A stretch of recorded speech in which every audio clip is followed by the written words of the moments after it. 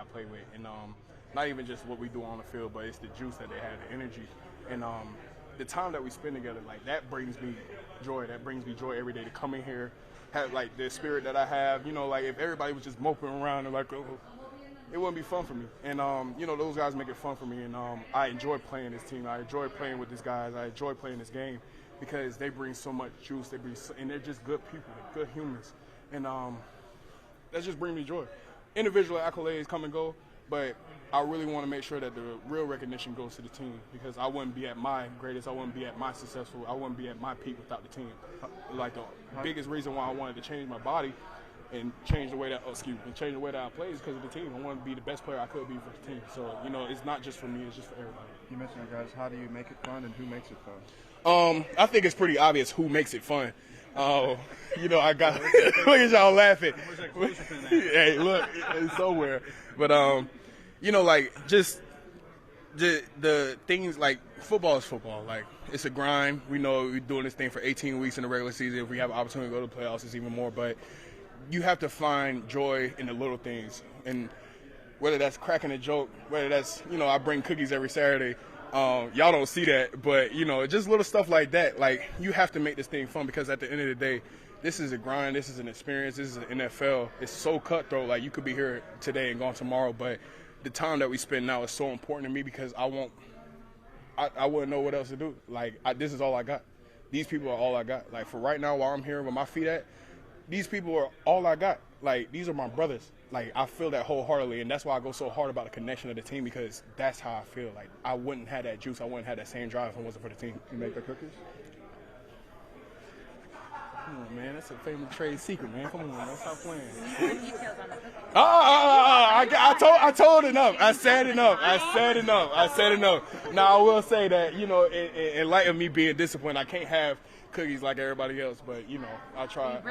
Yeah, because, you know, it brings joy to everybody. So, you know, if you seen the way that Jeremiah Trotter goes for the snickerdoodles, yo, you would have thought he was a rabid dog. He'd be like, I'm going to take about 4 of this to eat. I'm like, damn, dude, say so for the rest of the people. But, look, just little stuff like that, man. It just brings joy. It's a smile on your face. Like, that's how I feel every day.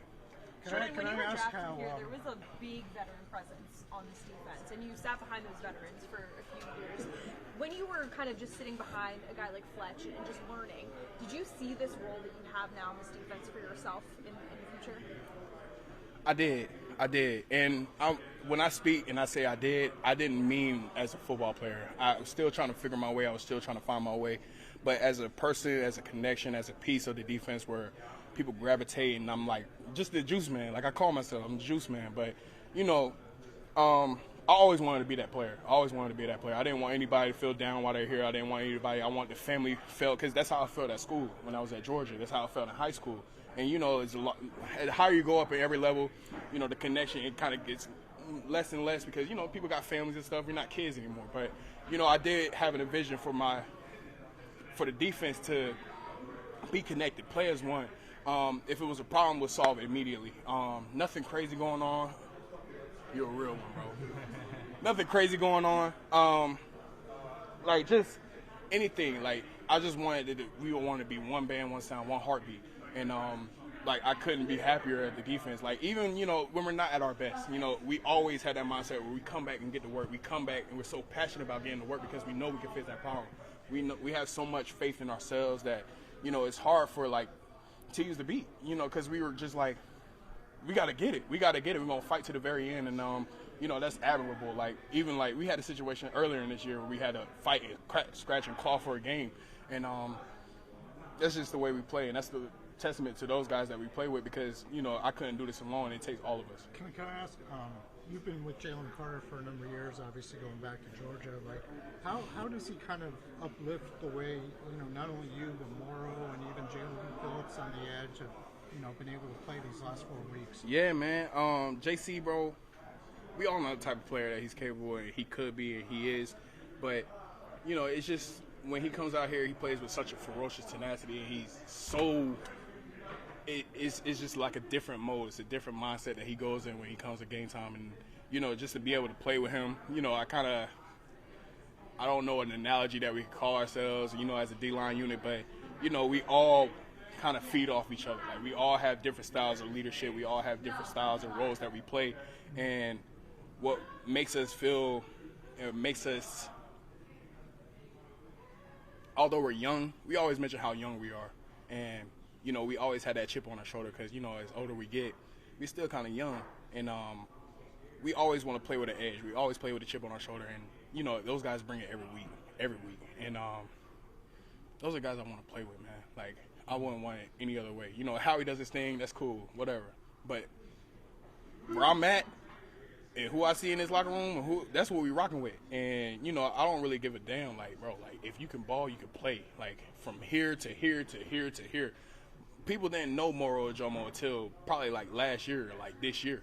Like, Mo's been the type of worker that he's been putting in the work since he's been here. Hardest worker in his motherfucker. I guarantee you he's in that weight room right now lifting weights because that's the type of drive that he has. He wants to be that type of player. And, like, that's a unit, man. Like, that's a unit. Like, I'll always put my guys first because that's a unit. That's how we operate. That's how we play. You guys got a lot of great athletes, like, across the board. But what does it say about the smarts, like how cerebral so many of the players are, and how does that translate to on the field?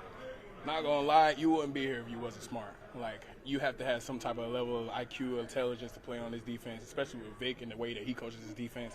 But, like, Mo, like, the play that he called out, you know, I always give him shit because we call him Coach Mo, but, like, really, like, he is a coach. Like, the way he thinks, the way he operates, the way he trains his mind, the way he looks at film, it's like a coach. He's not just looking at the D-line. He's not just looking at the linebackers. He's looking at the coverage. He's looking at the offense. He's looking at everything. So, you know, that's just an example of, like, just the way that we play and the mindset that we have and the IQ that we play with and just, like, the film. Like, the film, we spend more time in the meeting room than we do any other, like, place.